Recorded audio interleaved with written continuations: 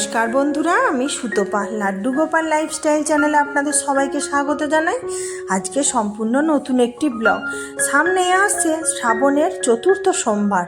তো সেই দিনে কিভাবে আমরা বাড়িতে পুরোহিত ছাড়া পূজা করে নিতে পারি ঘরোয়া পদ্ধতিতে খুব সহজভাবে, তো সেই পূজাই আমি আপনাদের সামনে এই ভিডিওর মাধ্যমে শেয়ার করছি।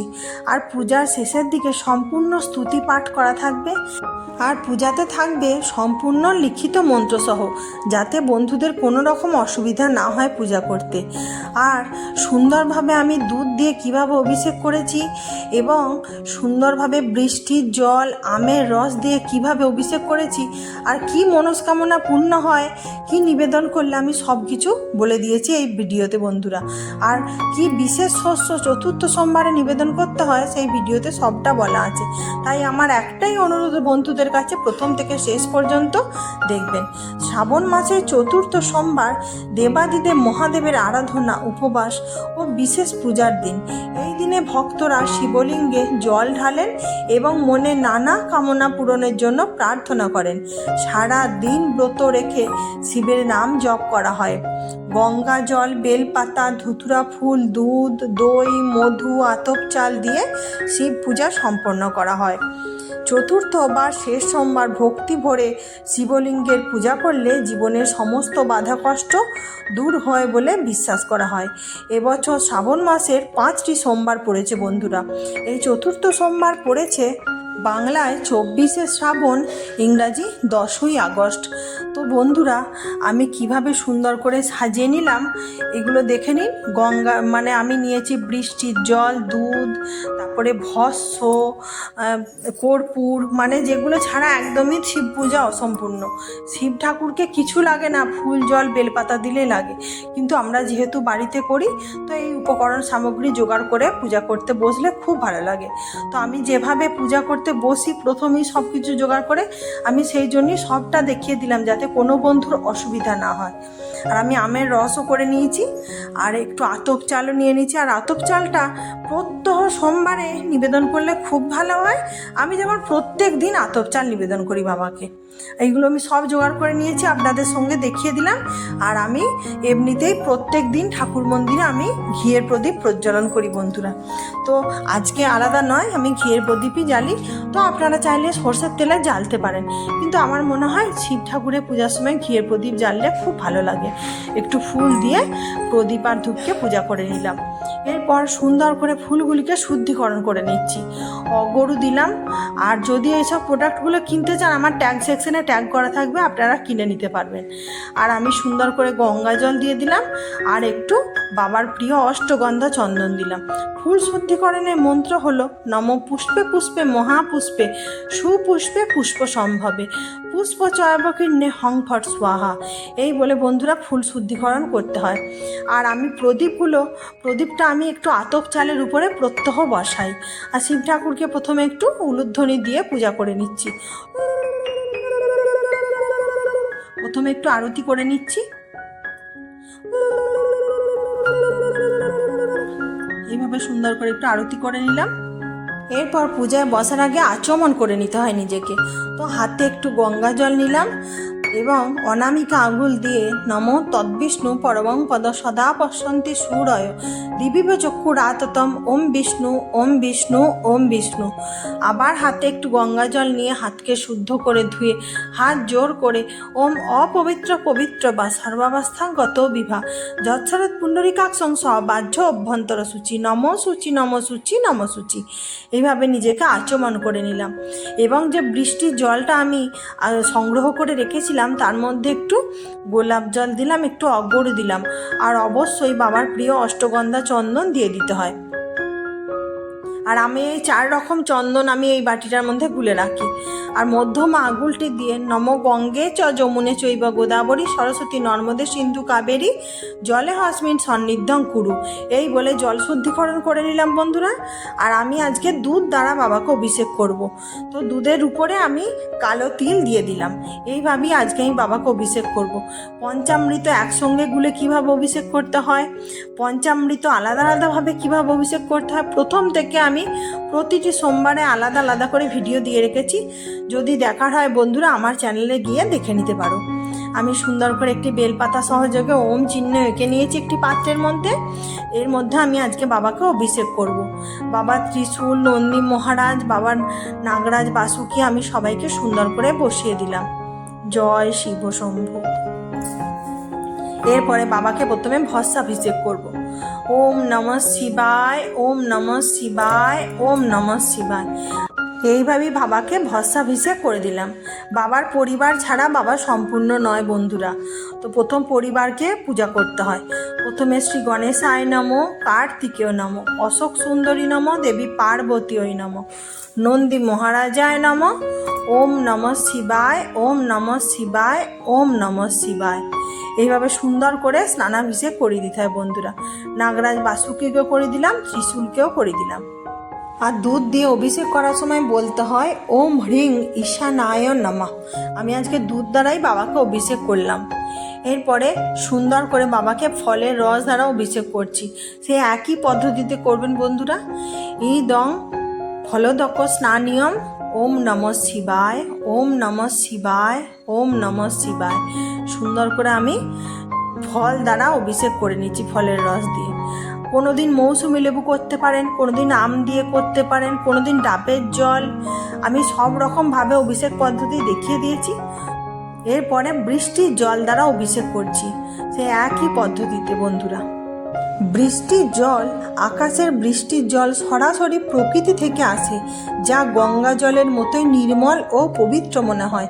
মহাদেব খুব সহজে ভক্তি ও বিশুদ্ধ জলে সন্তুষ্ট হন, জাঁকজমকের প্রয়োজন হয় না। তাই বৃষ্টির জল দ্বারা বাবাকে অভিষেক করলে খুব ভালো হয়। আমি সুন্দর করে শিবলিঙ্গকে মুছিয়ে নিয়েছি। আর আমি একটু ঘি বুলিয়ে দিচ্ছি, ঘি আর মধু। এটা আমার সবসময় একটা পাত্রের মধ্যে তৈরি করা থাকে। বাবাকে প্রত্যহ আমি ঘি এবং মধু মাখিয়ে থাকি। আমি সুন্দর করে বাবাকে সাজসজ্জায় সজ্জিত করে দিলাম। এরপরে বাবাকে আমি সুন্দর করে আজকে সাদা চন্দনের তিলকবিধি করে দিচ্ছি। কোনো দিন অষ্টগন্ধা চন্দনের করি, কোনো দিন সাদা চন্দনের করি, কোনো দিন কেশর চন্দনের করি। এইভাবেই আমি করে থাকি বন্ধুরা। আমি সুন্দর করে সাদা চন্দন দিয়ে তিলকবিধি করে দিচ্ছি। আর এইসব চন্দন বলুন, সব কিছু সামগ্রী আপনার দশকর্মার দোকানে সুন্দরভাবে পাওয়া যায়। আমি তবুও ট্যাগ সেকশনে ট্যাগ করে দেব, তো যদি আপনারা কিনতে চান তো ওখান থেকে কিনতে পারেন। আর পূজা সামগ্রী সব কিছু ট্যাগ সেকশনে ট্যাগ করা থাকবে বন্ধুরা। আর আমি সবাইকে সুন্দর করে তিলকবিধি করে দিলাম। বাবা যেহেতু বৈষ্ণবদের মধ্যে শ্রেষ্ঠ, বাবাকে একটি পইতে পরিয়ে দিলাম। জয় শিব শম্ভু। এরপরে সাদা আকন্দ ফুলের মালা বাবাকে আমি পরিয়ে দিলাম। ইদং পুষ্পমাল্যং, ওম নমঃ শিবায়। এরপরে বাবাকে আজকে একটি নীল রঙের অপরাজিতা ফুলের মালা আমি পরিয়ে দিচ্ছি। ইদং পুষ্পমাল্যং, ওম নমঃ শিবায়। এই বলে বাবাকে আজকে দুটি মালা পরিয়ে দিলাম সুন্দর করে। এরপরে হাতে ফুল, দূর্বা, বেলপাতা নিয়ে এতে গন্ধপুষ্পে ওং গাং গণেশায় নমঃ। বাবার পুত্র গণেশের পূজাবিধি প্রথমে করে দিলাম। এরপরে এতে গন্ধপুষ্পে ওং গাং কার্তিকেয় নমঃ। তারপরে কার্তিক ঠাকুরের পূজাবিধি করে দিলাম। এরপরে একটি গোলাপ ফুল নিয়ে এতে গন্ধপুষ্পে অশোক সুন্দরীয় নমঃ। বাবার মানস কন্যা হন অশোক সুন্দরী। একটি লাল ফুল সহযোগে এতে গন্ধপুষ্পে গৌর যেও নমঃ। এই বলে মাতা পার্বতীর পূজাবিধি করে দিলাম।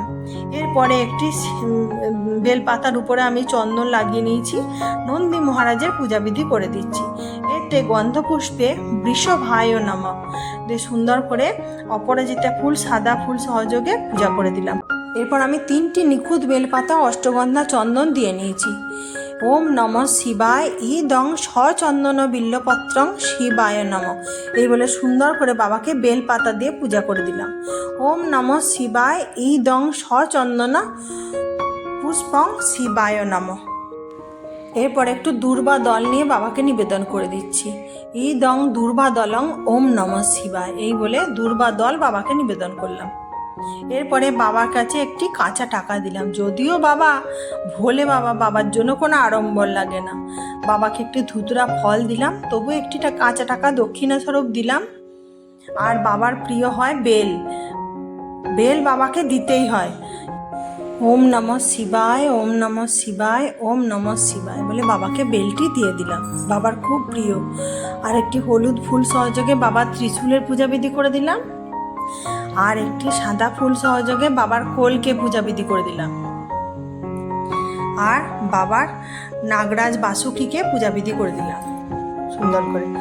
একটি বেলপাতার মধ্যে একটু মধু দিতে হবে বন্ধুরা, এরকমভাবে 3টি পাতাতেই একটু করে মধু দিয়ে দিতে হবে। মধু দিয়ে সুন্দর করে আমি একটু অল্প অল্প দেখালাম, আর উপর থেকে একটু আতপ চাল দিতে হবে, তাতে গঙ্গা জল দিতে হবে। শিব ঠাকুরকে মধু অর্পণ করলে বন্ধুরা বিশ্বাস করা হয় ভক্তের কণ্ঠস্বর মিষ্টি হয় এবং সমাজে জনপ্রিয়তা ও সম্মান বাড়ে। আর আতপ চাল অর্পণ করলে মা লক্ষ্মী অতি সমৃদ্ধ হন, বাড়ি থেকে অর্থের অভাব অন্নের অভাব দূর হয় বন্ধুরা। এরপর হাতে ফুল দুর্বা বেলপাতা নিয়ে মাতা গৌরীর উদ্দেশ্যে পুষ্পাঞ্জলি দিয়ে নিচ্ছি। এ চন্দন পুষ্পবিল্ল পত্রাঞ্জলি দেবী পার্বতী ওই নম। এরপর বন্ধুরা মহাদেবের উদ্দেশ্যে পুষ্পাঞ্জলি দিয়ে নিচ্ছি। এ চন্দন পুষ্পবিল্ল পত্রাঞ্জলি ওম নমঃ শিবায়, এই বলে বাবার উদ্দেশ্যে 3 বার পুষ্পাঞ্জলি দিয়ে নিচ্ছি। এ চন্দন পুষ্পবিল্ল পত্রাঞ্জলি ওম নমঃ শিবায়। এ চন্দন পুষ্পবিল্ল পত্রাঞ্জলি ওম নমঃ শিবায়। বাবাকে গোলাপ ফুল অর্পণ করলে বন্ধুরা সংসারে মাধুর্যতা বৃদ্ধি পায়, স্বামী স্ত্রীর সম্পর্ক মধুরতা পায় বন্ধুরা। আর বাবাকে যেটা ছাড়া একদমই পূজা অসম্পূর্ণ হয়, একটি কমণ্ডলের মধ্যে গঙ্গা জল নিয়েছি, তার মধ্যে গোলাপ জল দিলাম, গোলাপ জলের উপরে দিলাম একটু অগরু। আর যেটা ছাড়া একদমই অসম্পূর্ণ দিতে হয় সিদ্ধি পাতা, আর বাবার প্রিয় হয় কর্পূর, কর্পূর বাবাকে দিয়ে দিলাম। দিয়ে সুন্দর করে জলটি আমি একটি ফুল সহযোগে প্রস্তুত করে নিলাম। আর চতুর্থ সোমবারে বন্ধুরা গোটা গম নিবেদন করতে হয়। তো এই গম নিবেদন করলে কি ফল পাওয়া যায় যখন আমি নিবেদন করব তখন সেটা বলে দিচ্ছি। আর বাবার জন্য একটু সাদা মিষ্টি কাটা ফল আমি তৈরি করলাম। আর বাবাকে যদি গোটা ফল দেন তাহলে সেটি মন্দিরে দান করে দিতে হয়, কিংবা কোনো কাউকে দিয়ে দিতে হয় নিজেদিকে।